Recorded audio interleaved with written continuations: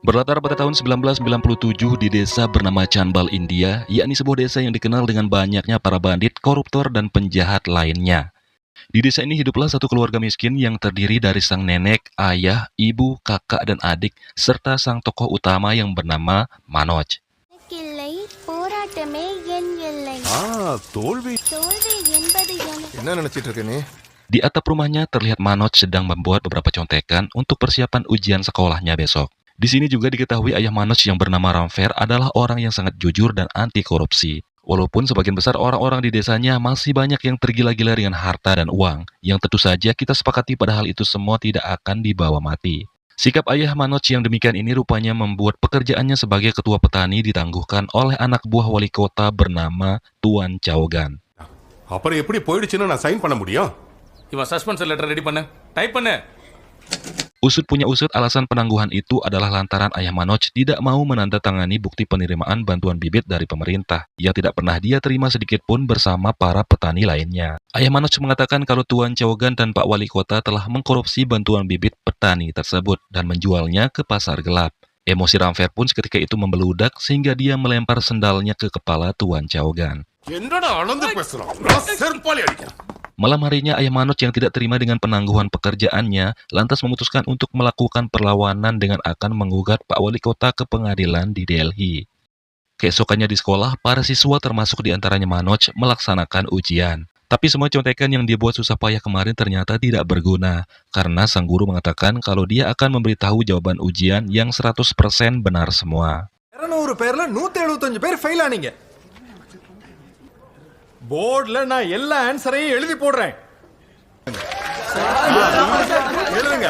Jadi beginilah tradisi kuno yang selama ini diterapkan pihak sekolah, yakni membebaskan para siswanya untuk menyontek, agar mereka tidak terbiasa untuk belajar. Hal ini bertujuan agar generasi di desa Chanbal tetap menjadi generasi yang bodoh, agar tidak mampu melawan wali kota yang berkuasa saat ini. Tak lama berselang, tiba-tiba datanglah seorang polisi dengan jabatan Kapolsek bernama Pak Dusian. Dusian ini adalah polisi yang baru saja ditugaskan di desa Chanbal untuk merombak semua praktek korup dan pembodohan yang disebut tradisi kuno tadi. Di ruangannya, kepala sekolah berupaya untuk mengajak Dusian berkompromi terkait praktek korup dan pembodohan siswa di sekolahnya. Terlihat dia juga rupanya sudah terbiasa melakukan perbuatannya ini dengan pejabat-pejabat polisi sebelumnya. Tak segan kepala sekolah ini juga bahkan menelpon Pak Wali Kota untuk memintanya berkompromi dengan Dusian. Namun dengan tegas Dusian menolak berbicara dengan Pak Wali Kota dan langsung menutup telepon itu. Melihat sikap Dusian seperti itu, kepala sekolah sempat mengancam dengan berkata kalau para bandit akan membakar rumahnya jika melawan Wali Kota dan para dedengkotnya. Namun sialnya, kepala sekolah ini tidak sadar kalau polisi yang dihadapi sekarang ini adalah orang yang jujur dan berintegritas. Sehingga ketika baru saja dia berupaya menyuap Dusian dengan sekotak uang, dia pun langsung ditangkap. Tertangkapnya kepala sekolah karena kasus-kasus korupnya selama ini rupanya menjadikan kegiatan belajar dan ujian di sekolah berhenti. Sehingga dengan demikian seluruh siswa di desa Chanbal pun juga tidak naik kelas. Namun hal positifnya adalah tradisi kuno yang bersifat korup dan pembodohan siswa yang selama ini diterapkan di desa Chanbal mulai hilang. Dan itu semua adalah karena berkat ketegasan dari Pak Dusian. Sore harinya, ayah Manoj pun siap berangkat ke Delhi. Meskipun dengan sedikit penolakan dari sang istri, namun karena tekad sudah bulat, keputusannya untuk pergi pun tidak bisa dirubah. Dengan berat hati sang istri pun merelakan suaminya pergi dan memberikan bekal serantang makanan. Sejak ayahnya tidak lagi memiliki penghasilan untuk biaya hidup keluarganya, Manoj dan sang kakak akhirnya bisa memberikan uang hasil bekerja mereka kepada sang ibu, walaupun pekerjaan mereka cuma sebagai sopir dan kenek angkot. Namun keesokannya ketika mereka sedang antrein penumpang, tiba-tiba di tengah jalan mereka dicegat oleh sopir bus milik usaha Pak Wali Kota. Sopir bus itu melarang angkot Manoj lewat jalan itu dan menyuruhnya segera menurunkan penumpangnya. யாருங்க வாங்க வச்சுக்கிட்டு. Sikap sopir bus yang arogan dan tidak berakhlak ini pun membuat sang kakak jadi jengkel. Lantas dia langsung memberinya bogem sandal mentah beberapa kali. எனக்கு யாரை பத்தும் பயம் இல்ல. திமுறா பேசுனா செத்துருவேன். ரெண்டாவது தடவை அடிச்சிருக்கேன். Sopir bus yang tidak terima ini pun lantas melapor ke pihak kepolisian. Dan alhasil di tengah jalan, Manoj dan sang kakak beserta angkotnya pun diangkut.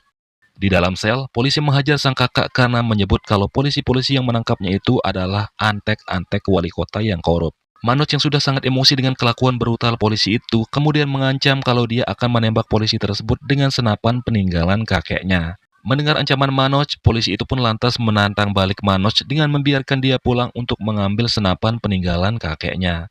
Namun bukannya pulang mengambil senapan, Manoj justru pergi menerobos masuk ke rumah Pak Dusian. Setelah berhasil bertemu dengan Pak Dusian, di sana Manoj melaporkan perbuatan anak buahnya yang brutal yang telah menangkap dan memukulnya. Dia meminta Pak Dusian agar menolongnya dan membebaskan dirinya beserta kakaknya dari sel tahanan. Pak Dusian, polisi yang baik hati ini pun pergi ke sektor. Selanjutnya dia melepaskan Manoj dan sang kakak dari sel tahanan. Dia juga menghajar orang yang berpura-pura menjadi korban yang berusaha menjerat Manoj dan kakaknya. Setelah itu, Pak Dusian mengantar kakak beradik ini pulang ke rumahnya. Sejak kejadian itu, Manoj pun mulai terkesima dengan Dusian, polisi yang jujur dan baik hati ini. Dia berkata jika saja semua orang yang memiliki kuasa seperti Pak Dusian, maka pasti itu akan membuat perbedaan yang besar. Sebelum Pak Dusian pergi, Manoj bertanya apa yang harus dia lakukan karena dia ingin sekali menjadi seorang polisi sepertinya. Dengan tersenyum, Pak Dusian menjawab kalau Manoj hanya cukup menjadi orang yang jujur. Suatu hari Pak Dusian dimutasi dari desa Canbal. Hal ini tentunya adalah perbuatan wali kota yang tidak ingin polisi jujur sepertinya ada di wilayah yang menjadi tempat praktek-praktek korupnya. Sejak Pak Dusian dimutasi, kini desa Canbal juga kembali lagi menerapkan tradisi kuno, yakni membuat para generasi menjadi bodoh dengan membebaskan mereka menyontek tanpa mau belajar sendiri. Namun situasi ini tidak merubah Manoj. Dia adalah satu-satunya siswa yang berbeda, di mana dia menolak menyontek seperti yang lain, dan selalu rajin belajar dimanapun dia berada. 3 tahun berlalu, Manoj akhirnya berhasil lulus sekolah. Semua harta keluarganya berupa hewan ternak juga sudah habis dijual untuk memenuhi semua kebutuhan hidup keluarganya. Sampai pada suatu hari, Manoj dipanggil oleh neneknya masuk ke kamarnya. Neneknya kemudian memberikan uang tabungannya untuk cucunya tersebut, dengan harapan Manoj bisa menjadi anggota polisi yang akan membanggakan keluarganya. பெரிய போலீஸ் அதிகாரியாத்தான் திரும்பி வரணும் தாத்தா பெருமைப்படுவார்.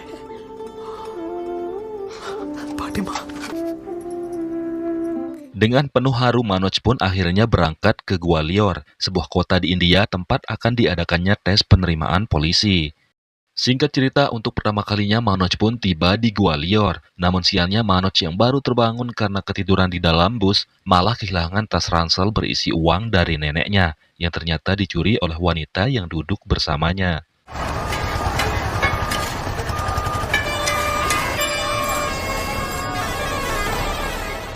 Manoj pun sangat panik dengan situasi yang menimpanya ini. Terlebih ini adalah pertama kalinya dia berkunjung ke kota, yang tentunya dia kini tidak tahu lagi harus kemana. Manoj pun memutuskan beristirahat sambil menunggu hingga esok paginya di depan kantor tempat tes penerimaan polisi akan dilaksanakan. Setelah kantor itu dibuka, Manoj pun bergegas masuk dan bertanya kapan tes akan dimulai.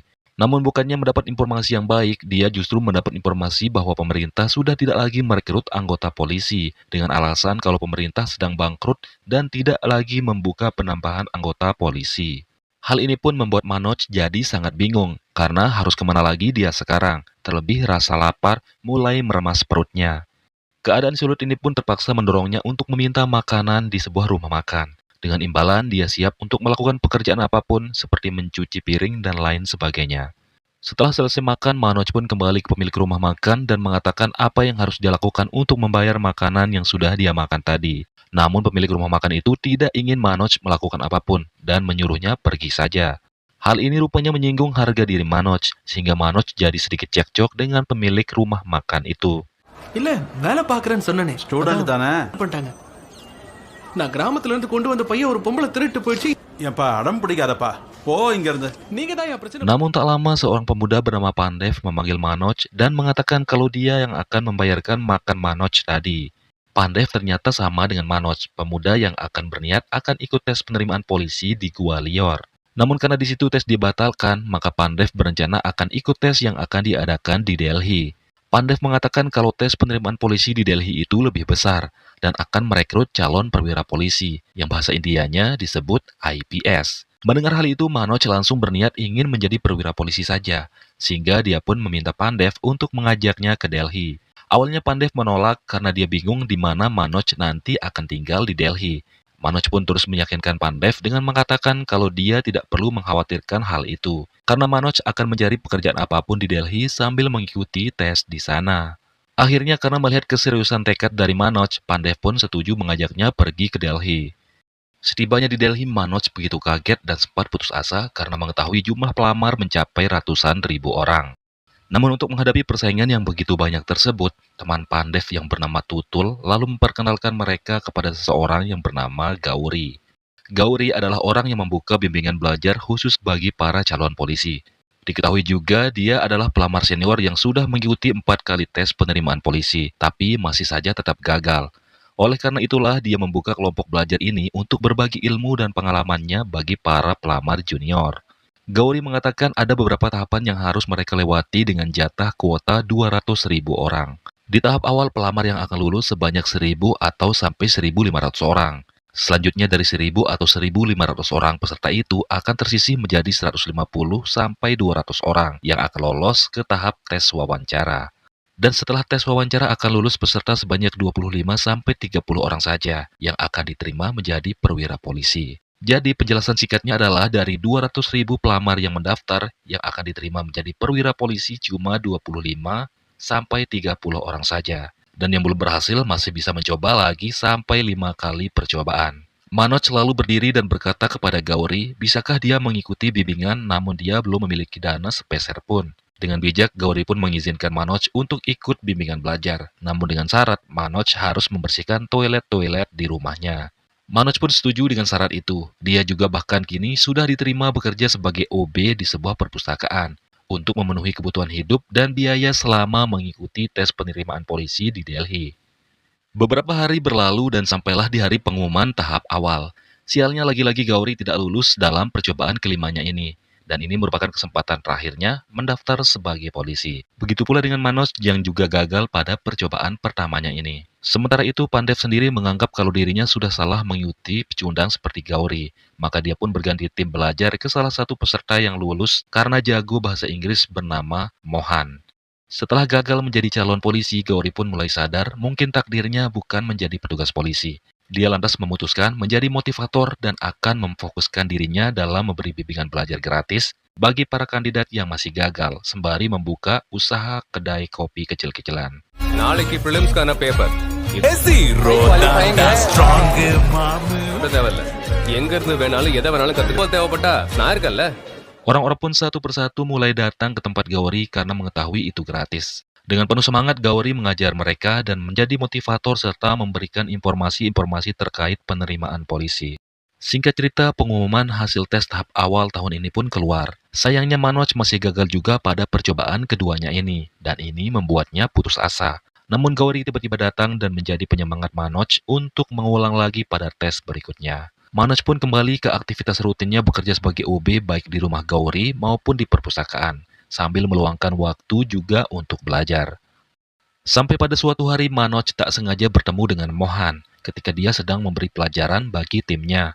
Awalnya Mohan menganggap kalau Manoj cuma pembantu, namun setelah Pandev menjelaskan kalau Manoj adalah temannya juga yang ikut tes, maka Mohan pun langsung meminta maaf. Dan sebagai tanda permintaan maafnya, Mohan pun berkata kalau Manoj butuh bantuan, dia bisa langsung datang kepadanya. Ayo Iwan. உனக்கு என்ன help? Hari demi hari pun berlalu, Manoj kembali mengikuti pendaftaran dan beruntung kali ini dia lulus pada tes tahap awal. Kelulusan Manoj ini pun membuat teman-temannya ikut bahagia.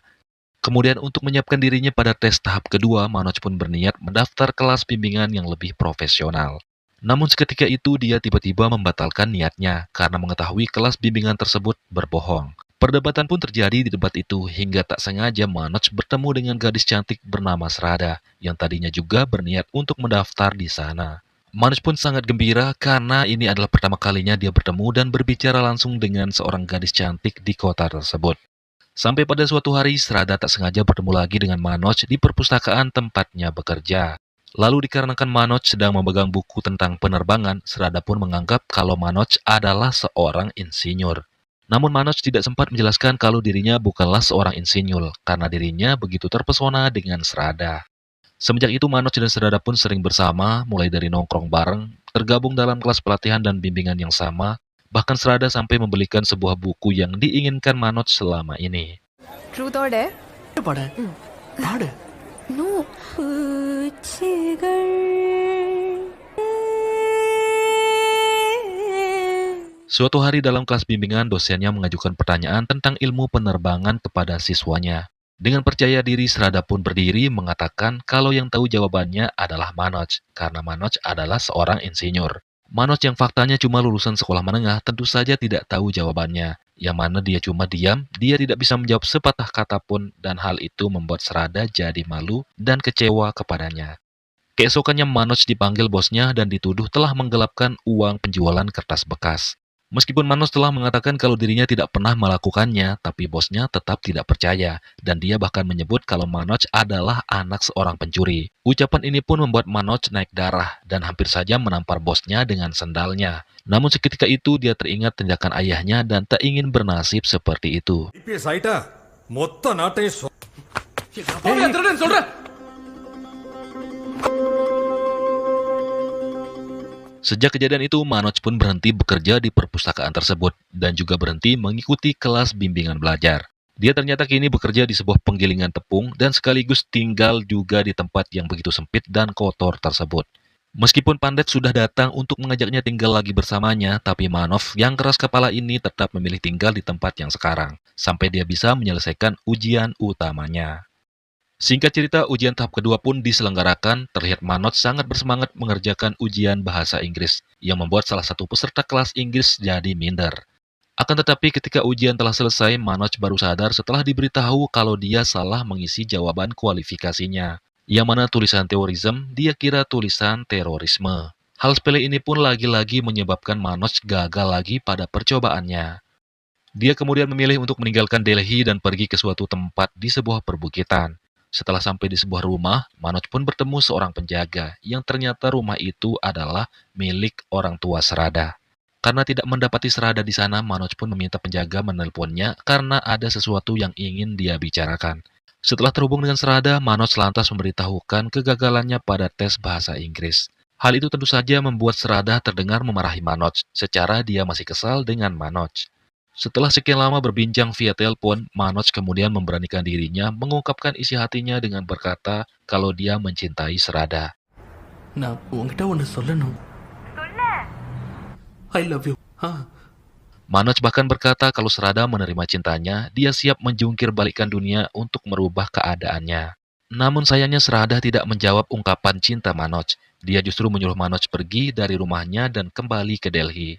Bukannya kembali ke Delhi, Manoj yang sudah putus asa ini pun memilih pulang ke kampung halamannya di desa Chanbal. Kegagalan dan cobaan yang menimpa Manoj bahkan kini semakin lengkap setelah baru mengetahui kalau ternyata neneknya telah meninggal. Terlihat Manoj sangat sedih kehilangan sang nenek, apalagi ketika sesekali dia mengingat neneknya yang berharap besar kalau Manoj bisa menjadi seorang polisi.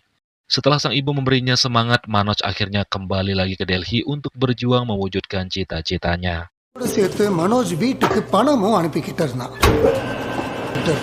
Dia kembali bekerja dan tinggal di tempat penggilingan tepung yang tentunya kali ini dia dengan sungguh-sungguh belajar giat siang dan malam, sambil bekerja untuk mencukupi kebutuhan hidupnya.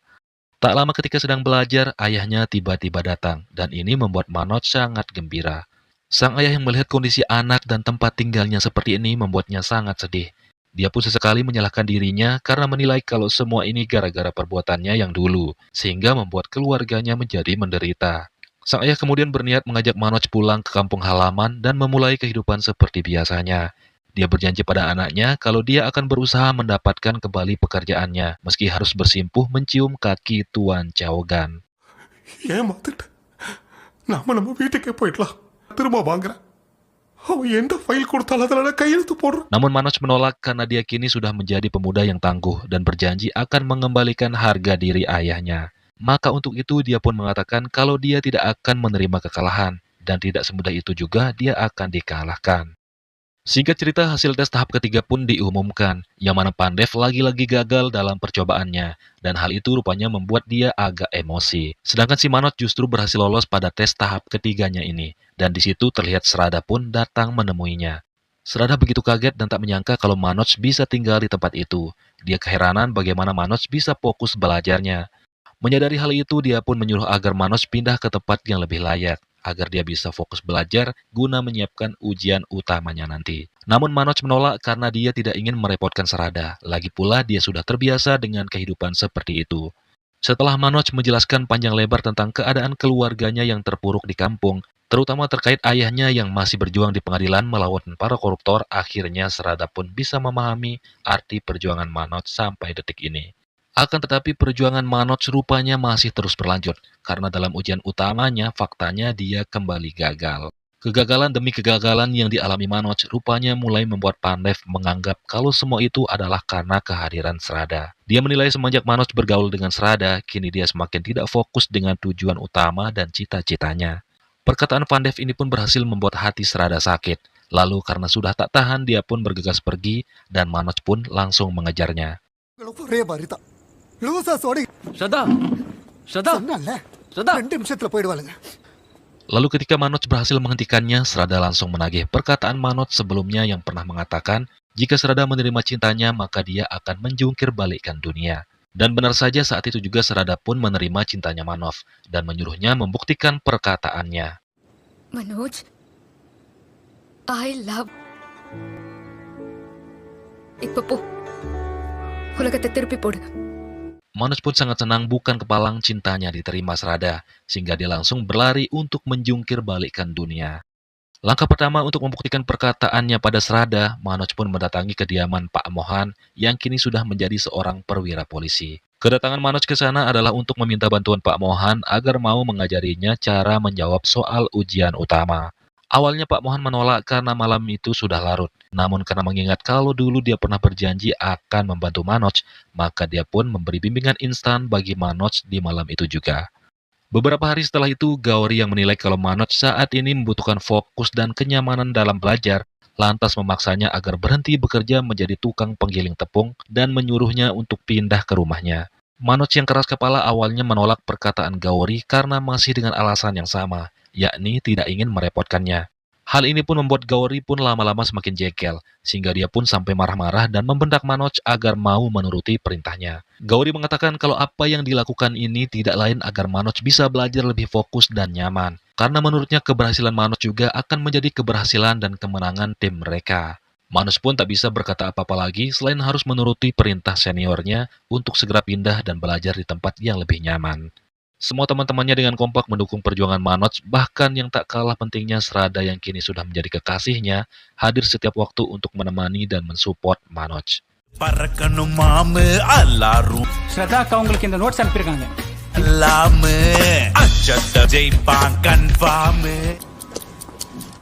Hai. Beberapa hari pun berlalu, Manoj tiba-tiba mendapat kabar baik bahwa Sarada telah berhasil lulus tes wawancara, yang artinya Sarada kini sudah menjadi perwira polisi wanita dengan jabatan IPS. Kabar ini pun menjadikan Manoj sangat bahagia sekaligus menjadi penyemangatnya untuk belajar lebih giat lagi, agar bisa lulus pada ujian utamanya. Kemudian pada waktu ujian utama dilaksanakan, terlihat Manoj begitu semangat mengisi soal-soal ujian, seperti katanya akan menjungkir balikkan dunia. Alhasil Manoj pun berhasil lulus ujian utama, sementara Pandev masih tetap gagal dan menyerah di percobaan terakhirnya ini. Namun keberhasilan Manoj rupanya membuat Pandev sedikit iri, sampai dia berkata kalau Manoj tidak tahu diri dan tidak pernah sedikit pun peduli kepadanya. Padahal dialah yang membawanya ke Delhi. Awalnya Manoj hanya terdiam mendengar Pandev, tapi ketika Pandev mulai lagi menyalahkan Sarada, Manoj tidak bisa menerimanya dan memilih meninggalkan Pandev. Malamnya setelah memberi kabar baik itu kepada keluarganya, Manoj kemudian menelpon Sarada untuk memberitahukannya juga. Manoj meminta Sarada mau datang ke Delhi untuk menemaninya dalam tes wawancara mendatang. Namun Sarada mengatakan kalau dia tidak bisa datang dan bersama Manoj untuk sementara ini, karena seseorang telah memfitnah mereka pernah tidur bareng dan melaporkan itu kepada ayah Sarada. Hal ini pun membuat Manoj menjadi sedikit galau. Tak lama berselang, Manoj mencoba menghubungi Pandev, namun yang mengangkat ponsel Pandev justru seorang polisi. Polisi itu pun menyuruh Manoj datang ke sektor untuk menjemput temannya. Setelah di sektor, terlihat Pandev rupanya sedang ditahan akibat telah mabuk, membuat onar dan berkata kasar di depan umum. Dengan kecerdasan yang dimilikinya, Manoj pun berupaya membebaskan Pandev dengan cara mempertanyakan apa dasar hukum polisi menangkapnya. Setelah sekian lama berdebat dengan Manoj, polisi itu pun akhirnya membebaskan Pandev karena tidak memiliki cukup bukti dan tidak adanya surat perintah penahanan juga. ஸ்ரத்தாக்கு ஃபோன் பேசணும்ல நீனே விட்டிய விடிய பேசிக்கிட்டு considerable section IP. Lalu ketika baru saja keluar dari sektor, Manoj pun memeriksa ponsel Pandev. Dan benar saja kecurigaan Manoj terbayarkan. Ternyata orang yang menelpon ayah Srada dan memfitnah mereka telah tidur bareng adalah Pandev sendiri. Singkat cerita, hari yang ditunggu-tunggu pun tiba. Sebelum pergi ke tes wawancara didampingi Srada, Manoj terlebih dahulu menemui Pandev untuk meminta doanya. Karena bagaimanapun Pandev adalah salah satu orang yang paling berjasa dan bisa membawanya sampai ke titik ini. Setelah itu Manoj pun berangkat bersama sang kekasih ke markas besar IPS untuk menyelesaikan tahapan akhir, yakni tes wawancara. Namun sebelum itu Srada memberikan sebuah kertas dan menyuruh Manoj membacanya jika dia sedang sendirian. முன்னாடி வேண்டாம் தனியா இருக்கும்போது படி. Manoj pun masuk dan dipersilahkan menunggu bersama para kandidat yang lain sembari menunggu gilirannya dipanggil. Berselang beberapa saat tibalah giliran Manoj dipanggil masuk ke ruang Dewan Penguji. Beberapa pertanyaan pun diajukan untuk Manoj, mulai dari asalnya, tingkat pendidikannya, sampai pada alasan mengapa Manoj ingin menjadi polisi. Dengan tenang, Manoj pun menjawab semua pertanyaan-pertanyaan tersebut sesuai dengan fakta dan realita kehidupan di kampungnya. Manoj bahkan mengungkap sebuah fakta yang disebut tradisi kuno di desanya, yang mana kebiasaan pihak sekolah selalu membiarkan siswanya menyontek, agar generasi di desa itu menjadi generasi yang bodoh tidak mau belajar. Tak cuma itu, Manoj juga mengungkap kalau di desanya masih banyak para bandit dan koruptor yang selalu mencekik rakyat. Sehingga oleh karena itu, salah satu tujuannya ingin menjadi polisi adalah untuk memberantas praktik-praktik pembodohan dan korup tersebut. Para dewan penguji yang mendengar semua ungkapan Manoj tersebut awalnya menganggap kalau Manoj hanya mengarang cerita, sehingga mereka pun memutuskan menghentikan tes itu dan menyuruh Manoj keluar. Saat di luar, Manoj merasakan kecemasan luar biasa bercampur rasa putus asa yang mendalam, karena berpikir kalau dirinya pasti telah gagal. Dia kemudian teringat dengan kertas yang diberikan Srada tadi dan langsung membacanya, yang ternyata isinya adalah ungkapan isi hati Srada yang ingin menikah dengannya meski apapun profesinya Manoj. Seketika itu semangat Manoj pun hidup kembali, yang mana dia merasa sangat cukup puas dan bahagia walaupun harus gagal di titik ini. Namun tak lama kemudian tanpa diduga para dewan penguji kembali memanggil Manoj masuk ke ruangan, karena telah mempertimbangkan kalau negara saat ini membutuhkan orang jujur dan berintegritas seperti Manoj. 1,5 bulan kemudian pengumuman tahap akhir pun keluar. Dan kita pasti sudah sama-sama menebak hasilnya, tokoh utama kita Manoj pun berhasil lulus menjadi perwira polisi dengan jabatan IPS atau setara Kapolres. மழை துளி மண்ணுக்குள் இருந்த விதை முளைத்தெழுந்தது தெரிக்கும் கதிர் என்றாய் மகனே. Suasana haru dan bahagia pun menyelimuti Manoj dan teman-teman yang selama ini mendukungnya dari nol. Tentunya tak luput juga dengan si Pandev yang ternyata kini sudah beralih profesi menjadi seorang reporter, sesuai dengan cita-citanya. Kabar bahagia itu juga mulai tersebar di desa Canbal, kampung halaman Manoj, yang mana semua keluarganya sangat gembira atas keberhasilan Manoj menjadi seorang IPS polisi. Terutama sang ayah begitu dia mendengar anaknya lulus jadi perwira polisi, dia pun langsung mendatangi Caugan dan para pejabat desa yang korup untuk memperingatkan mereka kalau kini mereka jangan main-main lagi dengan ayah IPS polisi. Di bagian akhir terlihat Manoj yang kini sudah berseragam polisi yang gagah mendatangi sektor yang dipimpin Pak Dusian. Awalnya Pak Dusian tidak menyadari sedikit pun kalau pemimpin polisi di depannya ini adalah pemuda yang pernah berkali-kali dia tolong dulu. Setelah basa-basi yang cukup lama, Manoj pun memberitahukan dirinya dan hal itu sungguh membuat Pak Dusian sangat kaget. Karena tak menyangka pemuda yang dia tolong dulu kini telah menjadi atasannya sendiri. Malamnya, Manoj dan Srada pun melangsungkan pesta pernikahan mereka di kampung halaman Manoj. Di situ terlihat pesta begitu meriah dan semua orang pun bergembira, kecuali Pak Wali Kota bersama para dedengkotnya yang kini tidak bisa berkutik lagi setelah perwira polisi Manoj resmi bertugas di desa Canbal. Seperti itulah kisah nyata yang sangat menginspirasi dalam film 12 Years File ini. Terima kasih sudah menonton sampai akhir teman-teman dan jangan lupa subscribe.